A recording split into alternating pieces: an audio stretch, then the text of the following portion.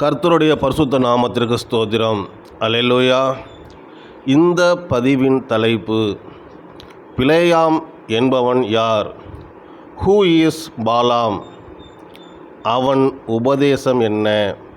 What is his doctrine? இந்த பிலேயாம் மெசொப்பொத்தாமியாவில் Abraham வந்து தங்கியிருந்ததான ஆரான் என்று அழைக்கப்படும் ஆராமிலே யாப்போக்கு ஆறு யோர்தானிலே கலக்கும் சமவெளி பகுதியான ஐபிராத்து நதிக்கரையில் உள்ளதும், மோவாப் தேசத்துக்கு வடக்கே 400 மைல் தூரமான பேத்தூரில் உள்ள பேயோரின் மகனும் ஏதோமின் ராஜாவாகிய பேலாவின் சகோதரனுமாயிருந்தான். இவன் இஸ்ரவேல் வம்சத்தில் வராதவனும் விக்கிரகங்களின் மத்தியில் வாழ்ந்தவனும் மாந்திரீக மற்றும் மாயாஜால வித்தைகளை குல தொழிலாக கொண்டவனுமாயிருந்தான். இவனுடைய தகப்பன் பேயோர் என்பதற்கு எரிக்கின்றவன், பேர்னர் என்று அர்த்தம். இவனுடைய பிலேயாம் என்ற பெயருக்கு அழிக்கின்றவன், டெஸ்ட்ராயர் என்று அர்த்தமாகும். இந்த பிலேயாம் ஆராமிலே இருந்தபடியினாலே ஆபிரகாமின் தேவனாகிய கர்த்தராகிய யெகோவாவை நன்றாக அறிந்திருந்தது மாத்திரமல்ல, இவனுடைய வாயிலிருந்து புறப்படும் ஆசீர்வாதமானதும் சாபமானதும் அப்படியே பலிக்கும்படியான குறி சொல்லும்படியான ஆவியை கொண்டிருந்தான் என்று யோசுவா 13:22 பார்க்கிறோம். பிலேயாமை குறித்து மோவாபின் ராஜாவாகிய பாலாக் அறிந்திருந்தபடியினாலும், இஸ்ரவேலின் தேவனாகிய கர்த்தரின் வல்லமையையும் அவருடைய மகத்துவத்தையும் அவர் இஸ்ரவேலரை கொண்டு மற்ற ராஜாக்களை அழித்த விதத்தையும் கண்டு, இஸ்ரவேலரை யுத்தத்தினால் ஜெயிக்க முடியாது என்று அறிந்து கொண்டு, இஸ்ரவேலரை பிலேயாமின் மூலமாய் சபிக்க எண்ணம் கொண்டு பிலேயாமை அழைத்து வரும்படி ஏராளமான பொன்னையும் வெள்ளியையும் தன்னுடைய அதிபதியினிடத்தில் கொடுத்து அனுப்பினான். ஆனாலும் இஸ்ரவேலர்களை சபிப்பதற்கு தேவன் இடம் கொடாமல், இரவிலே கர்த்தர் பிலேயாமிடத்தில் பேசி, நீ அந்த மனிதர்களோட கூட போகவும் கூடாது, இஸ்ரவேலரை சபிக்கவும் கூடாது என்று கட்டளையிட்டு பிலேயாமை தடுத்தார். ஆனாலும் இந்த பிலேயாம் பேராசை உள்ளவனாய் தன் இருதயத்தில் பண ஆசையின் மோகத்தினால் மீண்டும் மீண்டும் ஆண்டவரிடத்தில் போக கேட்டுக்கொண்டபடியினாலே ஆண்டவர் அவன் மேல் கோபம் கொண்டு அவனை போக அனுமதித்தார்.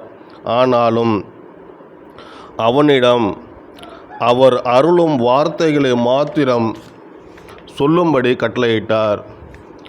மேலும் வழியிலே இவனுடைய மதிகேட்டை தடுக்கும்படி பேசாத மிருகமாகிய கழுதையை பேசும்படி செய்து அவன் கண்களை திறக்கும்படியும் அவன் உணர்வடையும்படியும் செய்தார். தேவன் இவ்வளவாய் எச்சரித்தும் பண ஆசை என்கிற மோகம் அவனை விட்டு நீங்காதபடியினாலே மீண்டுமாய் இஸ்ரவேலை சபிக்கும் நோக்கமாய் அவன் பாலாகின் அதிபதியின் பின்னாலே சென்றான் என்று பார்க்கிறோம்.